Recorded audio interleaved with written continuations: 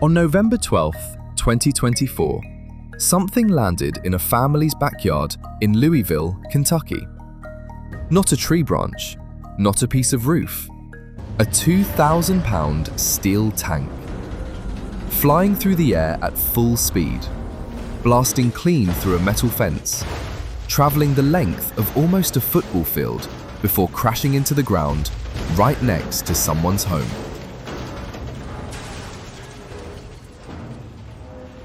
This tank was not dropped from a plane. It was not launched by a machine. It launched itself. And the fuel that sent it flying was not gasoline. It was not a bomb. It was sugar. The same ingredient sitting in your kitchen right now. This is the story of how 5 safety systems failed one after another, and why 2 people who went to work that morning never came home. To understand what went wrong, you first need to understand what this factory actually did. The Givaudan facility in Louisville made caramel coloring. That brown color in your cola, your sauces, your processed foods. It comes from a factory just like this one. The way they made it was simple in concept. You take sugar syrup, mix it with a few chemicals, pour it into a giant sealed metal tank, and cook it under heat and pressure until it turns the right color. The tank they were using that day was called Reactor 6. It was a massive 2,500-gallon vessel made of thick stainless steel, built in 1978, the size of a small room. And it operated like an industrial pressure cooker. Heat going in, gases building up inside, pressure rising. Now, pressure building up inside a sealed tank is not automatically dangerous. As long as the tank can breathe, as long as there is a way for that pressure to escape in a controlled way, everything stays stable. Reactor 6 had exactly that. A 6-inch exhaust pipe running out of the top of the tank.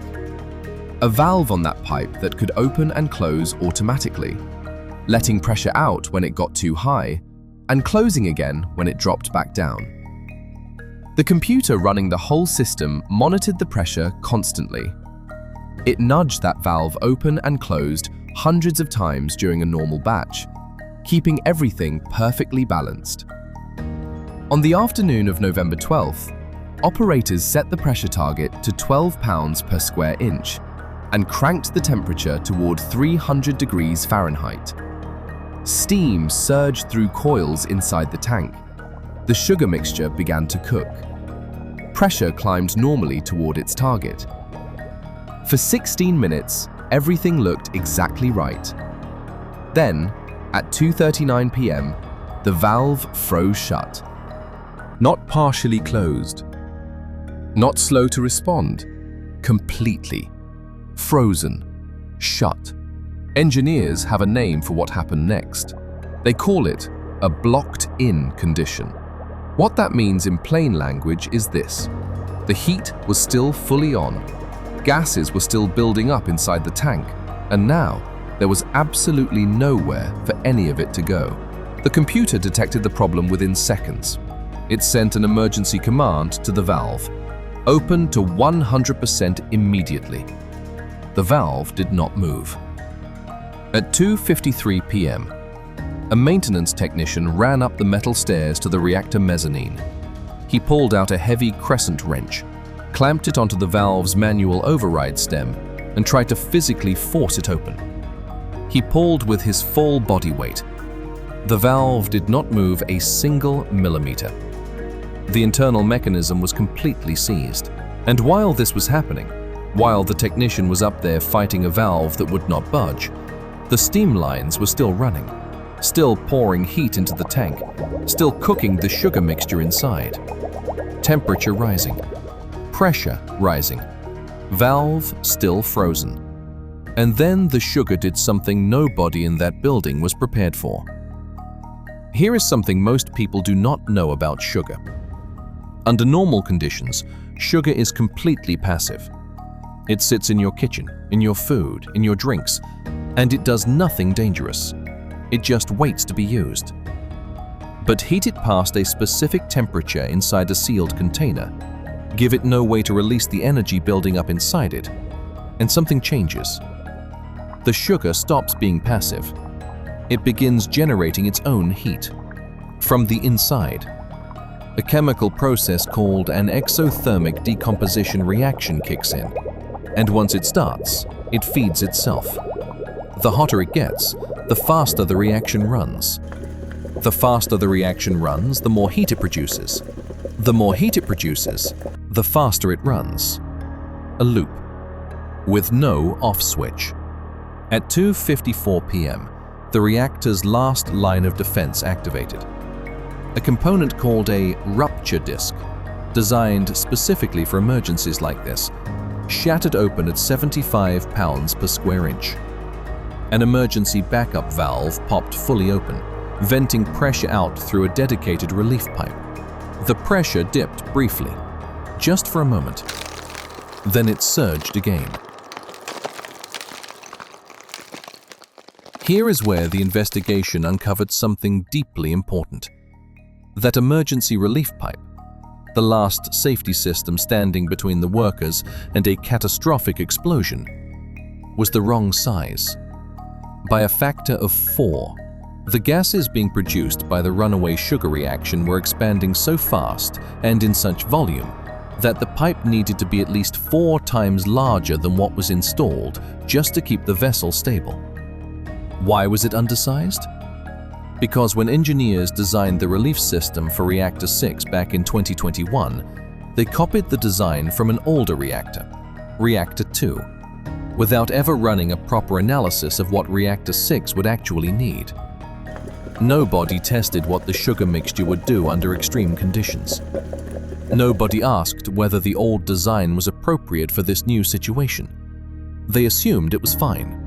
The CSB investigation later found that this same facility had actually discovered the danger of runaway sugar reactions back in 2012 during tests on a different product. They even upgraded the relief systems on 2 of their other reactors as a result. But that knowledge was never properly written down. The engineers who knew about it eventually left the company. And when the new team designed Reactor 6 in 2021, they had no idea any of this had ever happened. The institutional memory had been completely erased, so the emergency valve was wide open, doing everything it was designed to do. But the pipe was completely choked, totally inadequate for the scale of what was happening inside that tank. The pressure did not stop. It climbed exponentially. At 2:57 p.m., the internal pressure inside Reactor 6 spiked to 237 pounds per square inch. The maximum the vessel was built to withstand was 75. The stainless steel walls tore themselves apart.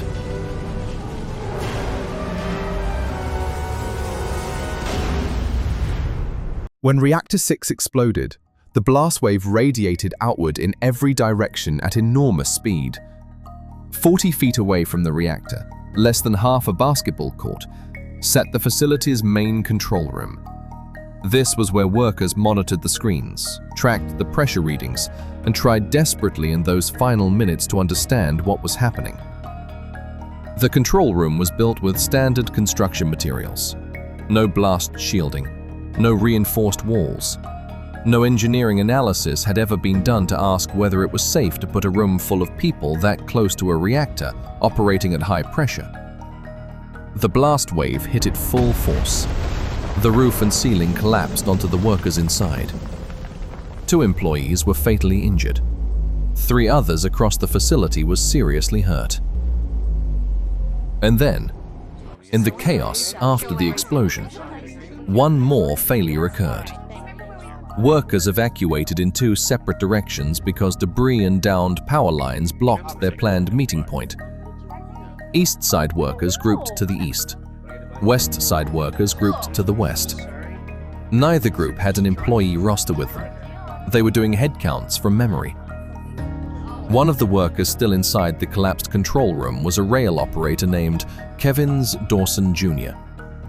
His first name was pronounced exactly like the common name Kevin. There was also another employee at the facility named Kevin, who worked in the finance department and had evacuated safely. When a supervisor from one group asked the other group whether Kevin was accounted for, they looked around, saw their Kevin standing right there, and confirmed he was safe. They were talking about two completely different people. The mix-up meant Kevin Dawson's name was crossed off the missing list. Search teams stopped looking. For 10 hours, he remained in the rubble of the collapsed control room while rescue operations wound down around him. It was only when his girlfriend called the site in a panic because he had not come home from his shift that teams realized someone was still inside. His body was recovered at 1 a.m. The CSB investigation identified the root causes clearly. The facility did not understand that their sugar ingredient could react this way. The emergency relief system was never properly sized for a runaway reaction scenario. Safety knowledge discovered in 2012 was lost when key personnel left and documentation was never completed. Nobody had assigned anyone to actually own and oversee the safety program. The control room was placed 40 feet from a high-pressure reactor without ever running a blast analysis. And workers were never properly trained on what to do when the reactor exceeded its safe operating limits. 5 separate layers of protection, each one failing, each one exposing the next. 2 people died. 3 were seriously injured. $40 million in damage. A neighborhood shaken. A facility demolished. And at the center of all of it, one of the most ordinary substances on Earth. Sugar.